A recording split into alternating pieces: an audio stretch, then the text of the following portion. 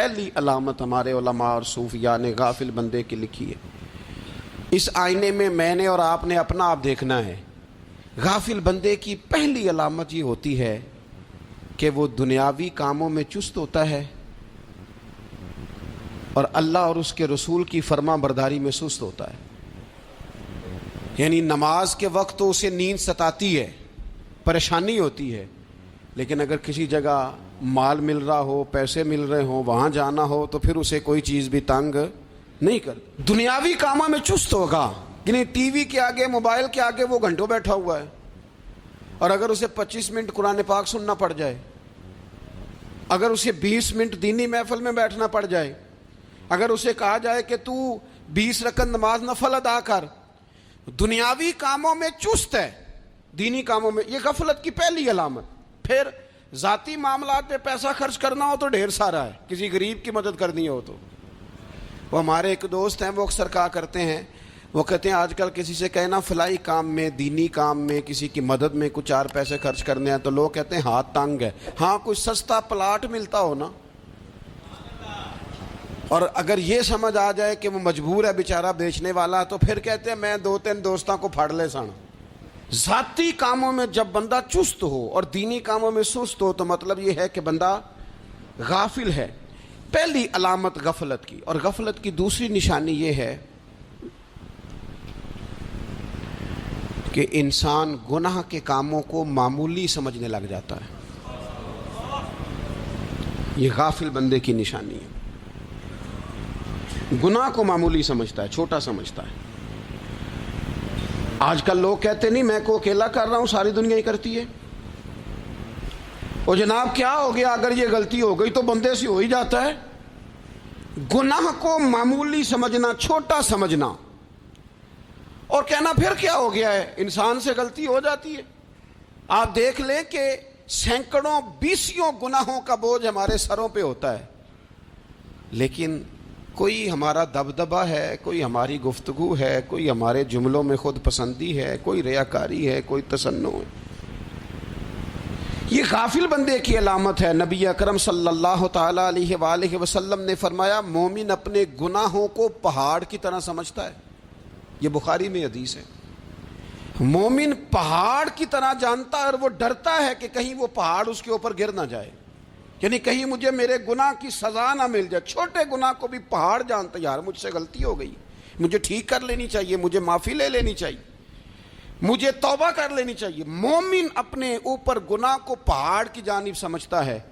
اور حضور علیہ الصلوۃ والسلام فرماتے ہیں کہ یہ جو فاسق اور فاجر ہوتا ہے نا، اللہ کا نافرمان، یہ گناہ کو مکھی کی طرح سمجھتا ہے۔ یہ سمجھتا ہے میں نے اشارہ کرنا ہے، مکھی نے اڑ جانا ہے۔ مومن کی علامت یہ ہے کہ وہ پہاڑ جانتا ہے، اگر غلطی ہو جائے تو پہاڑ۔ امام اعظم ابو حنیفہ رحمۃ اللہ علیہ گزر رہے تھے تو بارش ہو گئی تھی اور کوفہ میں کیچڑ تھا، تو آپ نے جو جوتے پہنے ہوئے تھے ان جوتوں سے چلتے ہوئے نا آپ کے پاؤں سے کچھ مٹی اڑی، تو سامنے ایک یہودی تھا، اب اس زمانے میں دیواریں کچی ہوتی تھیں، اس کے دیوار پر جا کے وہ مٹی جو تھی وہ لگ گئی۔ اب امام صاحب بڑے پریشان ہوئے کہ میں نے اس کی دیوار کو آلودہ کر دیا۔ یہاں تو لوگ اپنی اینٹیں رکھتے رکھتے کئیوں کی دیواریں توڑ ہی دیتے ہیں، اور پھر وہ اس پر ماننے کو بھی تیار نہیں ہوتے، تسلیم کرنے کو بھی تیار نہیں ہوتے۔ وہ کہتے ہیں پھر کیا ہو گیا، اب ہمارا یہاں گھر ہے تو ہم نے ٹرالی منگوانی نہیں تھی، ہمارا حق بنتا تھا۔ امام صاحب کے پیروں سے ذرا کیچڑ اڑا، یہودی کی دیوار پہ لگا، اس کی کچی دیوار تھی۔ امام صاحب پریشان ہو گئے، سوچنے لگے کہ اگر میں دیوار سے یہ کیچڑ اتارتا نہیں تو یہ بھی زیادتی ہے، میں نے اس کی دیوار کو گدلا کر دیا، اور اگر میں اتارتا ہوں تو کچھ مٹی اس کی دیوار کی بھی اتر جائے گی، کچی دیوار ہے، یہ بھی زیادتی ہے۔ مومن گناہ کو پہاڑ کی طرح سمجھتا ہے کہ کہیں گر نہ جائے، اس کی بھی کہیں سزا نہ مل جائے۔